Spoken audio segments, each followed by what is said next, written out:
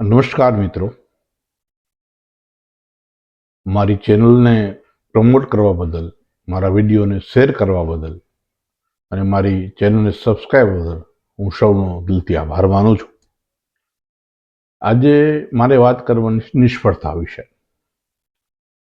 આજે આત્મહત્યાનું પ્રમાણ એટલું બધું વધી ગયું છે કે આજે ચિંતા ઉપજાવનારો વિષય છે.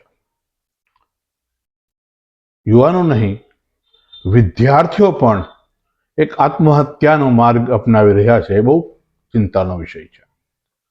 પણ મિત્રો, યાદ રાખો, જેને આપણે મહાન પુરુષો માનીએ છીએ એ પણ નિષ્ફળતાના દોરમાંથી પસાર થયેલા છે.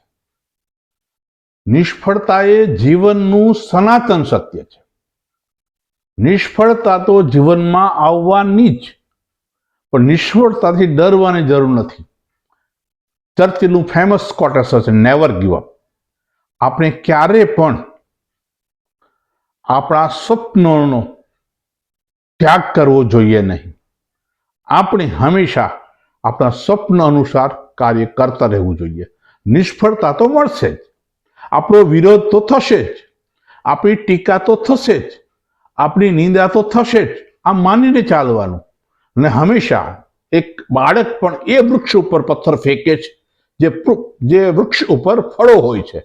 જો તમારો વિરોધ થતો હોય, પ્રબળ વિરોધ થતો હોય, તો પાકું માનજો તમે પ્રતિભાશાળી છો, તમે શક્તિશાળી છો. એક નાની વાત, સરસ વાત કહીને મારી વાત હું પૂરી કરું છું. એક યુવાન હતો અને ધનવાન બનવાના ઘણા સપના હતા. એ સવારના 5 વાગે ફૂટપાથ ઉપર બેસી જતો, સાયકલનું પંચર કરતો, એના મિત્ર પાસેથી $5 લઈ અને એમણે ધીરે ધીરે ધંધાની શરૂઆત કરી. સવારના 6 વાગ્યાથી રાતના 10 વાગ્યા સુધી એ પોતાનું કામ કરતો અને ધીમે ધીમે ધીમે ધીમે એ વ્યક્તિ મોટો વ્યક્તિ બની જાય છે. અને જે ફોર્ડ કાર બનાવે છે એનું નામ છે હેનરી ફોર્ડ. હેનરી ફોર્ડનું જીવન એટલું દારૂણ્ય હતું કે 2 ટકનું ભોજન પણ એમને એ સમયમાં નહોતું મળતું, પરંતુ એમને સ્વપ્ન ન છોડ્યા. એમને વિરોધને પચાવ્યો અને માનસિક વિકૃતિ વિના નિષ્ફળતાઓને પચાવી.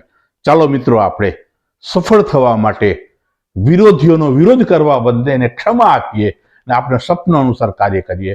જીત તો આપણી જશે. Thank you.